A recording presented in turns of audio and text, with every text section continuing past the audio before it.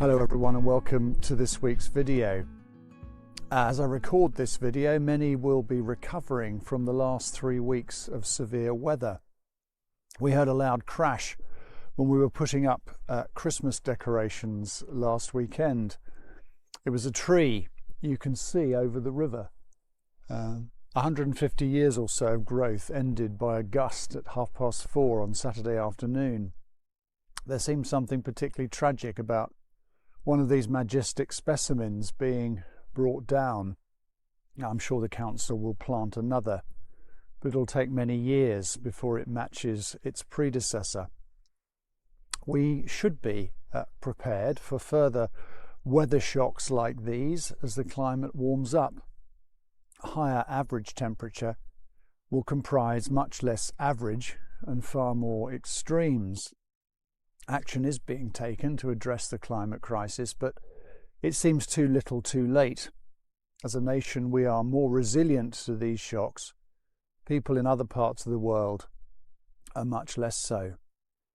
Advent is meant to be a season of hope, but as 2024 draws to a close, there's much in the news that could make us depressed. In addition to global warming, wars continue unabated in Ukraine and other parts of the world. Bloodless regime change in Syria is very welcome, but there's little precedent for a disparate coalition of resistance groups forming a new government that prevents strife between different factions. People will ask us, where is the hope in all this? Now, if they're asking where is the mechanism for things to get better, our answer will be nuanced. Jesus never promised his followers an easy life. In fact, he said, in this world you will have trouble. As he anticipated both the demise of Jerusalem and the end of the world in Matthew's Gospel, he said, you will hear of wars and rumours of wars, but see to it that you're not alarmed. Such things must happen, but the end is still to come. Nation will rise against nation, and kingdom against kingdom. There will be famines and earthquakes in various places. Some have taken this interpretive lens to see the imminence of Christ's return in particular times of crisis. But of course, this is just a description of the world as it is and has always been. Reflecting on these words deepens the question of where our hope lies and indeed what Christian hope actually is. If you follow the morning prayer lectionary readings, it may be that you found the diet of readings from Revelation similarly incomprehensible. We've had a steady diet of plagues, destruction and mayhem. From our perspective, it's hard to see how those Christians under severe persecution in the first century would have read it as it was intended, a book of encouragement, comfort and hope. To us, the symbolism is harsh and difficult to understand. Much is explained in the text, but much isn't. In many ways, it's the ancient equivalent of emoticons or icons that our smartphones suggest to us to express an emotional response to messages we receive.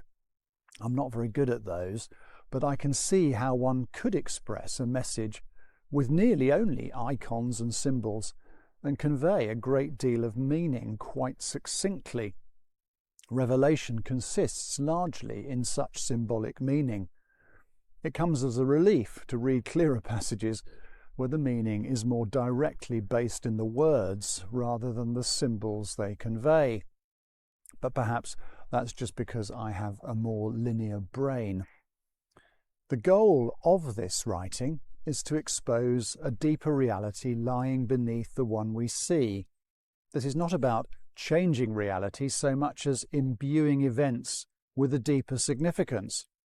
It's placing their contemporary history into an eternal perspective. As we sang at a licensing service a few days ago, God is working his purpose out as year succeeds to year. Advent hope lies in our confidence that God is at work moving history to a good conclusion, even when at times it doesn't feel or even look like it. Much of the symbolism of Revelation focused on the image of the Lamb looking as if it had been slain. This is a rich symbol calling us to a God who both works his purpose out in the world but also suffers with it. Our hope is that Christ is with the world in its confusion and pain, weaving even human sinfulness into the story. One day there will be no more mourning or crying or pain, for the old order of things will have passed away.